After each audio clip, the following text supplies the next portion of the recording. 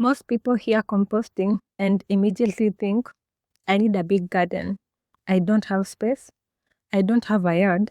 It sounds complicated. But none of it is true. You can compost in a small space, and once you start, your plants will feel the difference. Today, we are breaking it all down.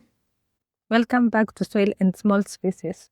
This channel is all about growing big in small spaces, containers, balconies, and terraces. If that's your thing, hit subscribe so you don't miss what's next. Let's get into it. Before we talk about how, let's talk about why. When you grow in containers, your soil has limited nutrients. Every time you water, some of those nutrients wash out. Over time, your soil gets tired, and tired soil grows tired plants. Compost changes that. It adds nutrients back in. It feeds the beneficial microbes that help roots absorb what they need. And it improves soil structure so it holds water properly. You can buy compost and that works. But making your own, it's free, higher quality, and turns your kitchen waste into something valuable. The easiest method for small spaces is worm composting, also called vermicomposting. Here is how it works. You set up a small bin. It can sit on a balcony, in your kitchen, even under a sink. You add scraps, vegetable peels, fruit scraps, coffee grounds, tea bags, plus some torn cardboard or paper. The worms do the work. They break everything down into worm castings, one of the richest natural fertilizers you can get. In just a few weeks, you'll have a steady supply of compost from waste you would have thrown away. A few things to avoid. No meat, fish, or dairy. No oily or cooked food. Go easy on citrus, onions, and garlic.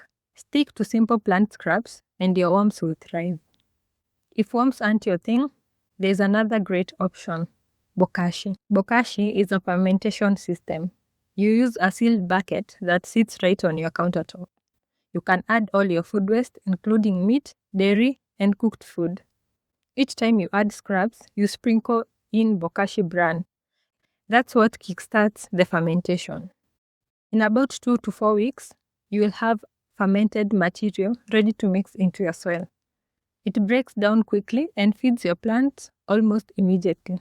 It is sealed, low odor, and very clean, perfect for indoor spaces. Once your compost is ready, here's how you use it. First, as a soil refresher, mix 1 part compost with 4 parts of your existing soil. That brings your mix back to life. Second, as a top dressing, add a thin layer on top of the soil and water it in. The nutrients will slowly move downwards to the roots in a new potting mix. You can swap in your homemade compost for store-bought inputs. Do this once each season and your containers will stay productive year after year. Here are a few quick, simple tips to make this easier. Start small. 1 warm bin or 1 Bokashi bucket is more than enough. Keep it simple at first. Keep a small container in your kitchen. Use it to collect scraps, then empty it every couple of days. It quickly becomes part of your routine. And balance your inputs. For warm bins, mix wet scraps with dry material like cardboard. Too wet and it smells, too dry and the worms slow down. Get the balance right and it practically runs itself. Composting in a small space doesn't need a garden. It doesn't need much room and it's not complicated. But it will transform your soil. Pick one method, worm composting or Bokashi, and just start. Drop a comment and let me know which one you are trying.